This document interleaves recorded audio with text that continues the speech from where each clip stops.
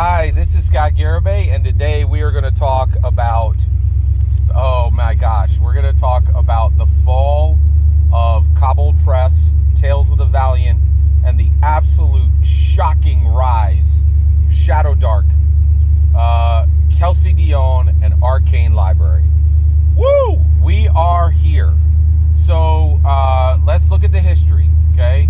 2023 Manic Panic, 2023 OGL Crisis. Dungeons & Dragons says, hey, we own the OGL. We're changing it. Every copier, every D&D 5e copier in the world gets there. It's like, oh, no, you can't take away my right to copy. You can't change my copying rules, right? And, like, completely ignoring the fact that Dungeons & Dragons and Wizards of the Coast and Hasbro own every single aspect of the OGL and have every right to change it at a moment's notice, right?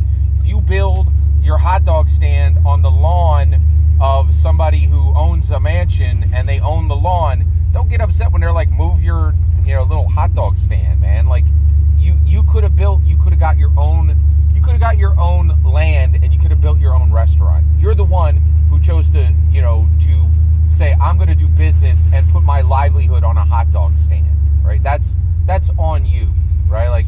So move your little cart over and start copying, what are you going to copy? Because you can't. You already know that if you copy anything, you're going to go out of business, right? So it's on you, right?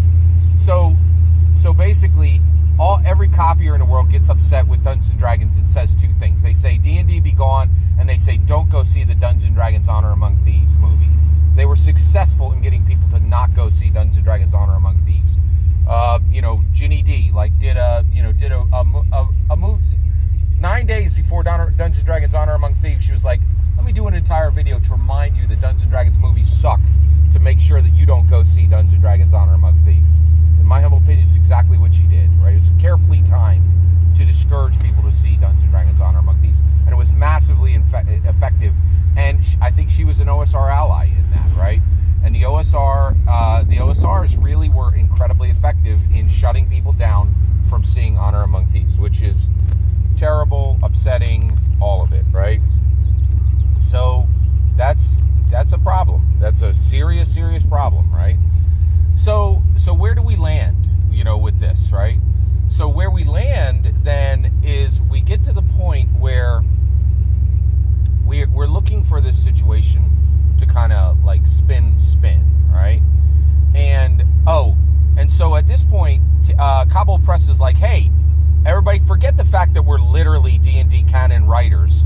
We're still copiers. We're primarily copiers. We're more proud of our copy legacy than we are of our actual D&D canon. They wrote the Tyranny of Dragons, right?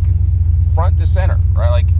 And they're just and it's really a shame that they're more proud of their copy junk than they are their D&D canon content. And they're like, hey, watch while we betray Dungeons & Dragons and spin up the first topple copy in the history of tabletop role-playing games, which is we're going to copy Dungeons & Dragons, but and in every single aspect, and just rip its heart out, rip alignment out of it, right? And then try to topple it, try to destroy it as the primary, try to actually destroy it as the real impetus. We want to, in my humble opinion, Tales of the Valiant is literally the cutting edge. It is the edge of the knife for D&D Beyond. For D&D Be Gone, right? It was literally the action of D&D Be Gone, saying, hey, we know you guys are going to want to play D&D, so let's give you this jank copy of it, and then everybody can, watch while Dungeons & Dragons dies a desiccated death, right? Well, here's the end of that story.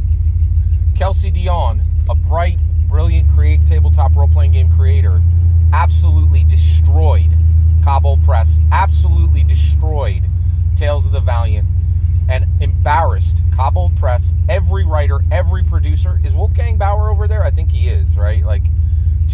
Kelsey Dionne is I'm going to wreck every single one of you fools, right?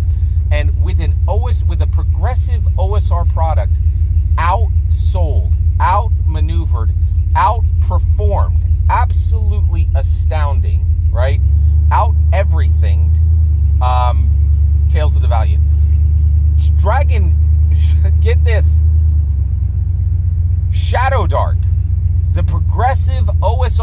product, the most successful OSR product in the history of tabletop role-playing games, just outperformed the number one attempt to topple Dungeons and Dragons that came out of the just absolutely outperformed and utterly destroyed, right?